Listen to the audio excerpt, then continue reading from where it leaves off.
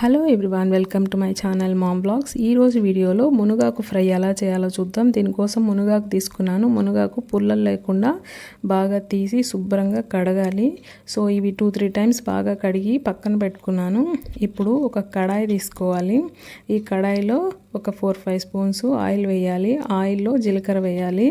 జీలకర్ర కొంచెం వేగిన తర్వాత పచ్చనపప్పు వేయాలి. తర్వాత వెల్లుల్లి వేయాలి, ఒక 4-5 పీసెస్. సో వెల్లుల్లి కొంచెం ఫ్రై అయ్యాక 2 ఎండుమిర్చి వేయాలి. సో ఎండుమిర్చి కొంచెం ఫ్రై అయిన తర్వాత ఇప్పుడు ఆల్రెడీ మనము కడిగి పెట్టుకున్న మునగాకు వేయాలి. వాటర్ లేకుండా వేయాలన్నమాట. సో ఇది వేసిన తర్వాత మనం దీనికి సరిపోయే పసుపు, కొద్దిగా సాల్ట్ వేసి ఒకసారి కలిపెట్టి సిమ్లోనే చేయాలి. కలిపెట్టాక మూత పెట్టేసేయాలి.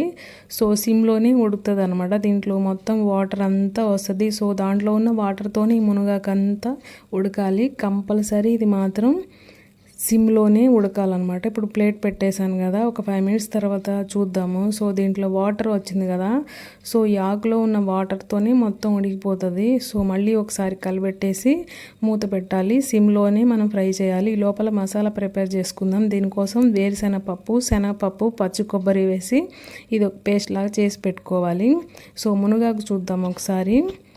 సో మునగాకు బాగా ఫ్రై అయిపోయింది. దాంట్లో ఉన్న వాటర్తోనే బాగా ఫ్రై అయింది. ఇప్పుడు దీనికి సరిపోయే కారము ఆల్రెడీ మనం తయారు చేసుకున్నాం కదా, శనగపప్పు, కొబ్బరి పేస్ట్. సో అది కూడా యాడ్ చేస్తున్నాను ఇప్పుడు. ఈ టైంలోనే మనం ఒకవేళ సాల్ట్ కొంచెం తక్కువగా ఉంటే కూడా యాడ్ చేసుకోవచ్చు.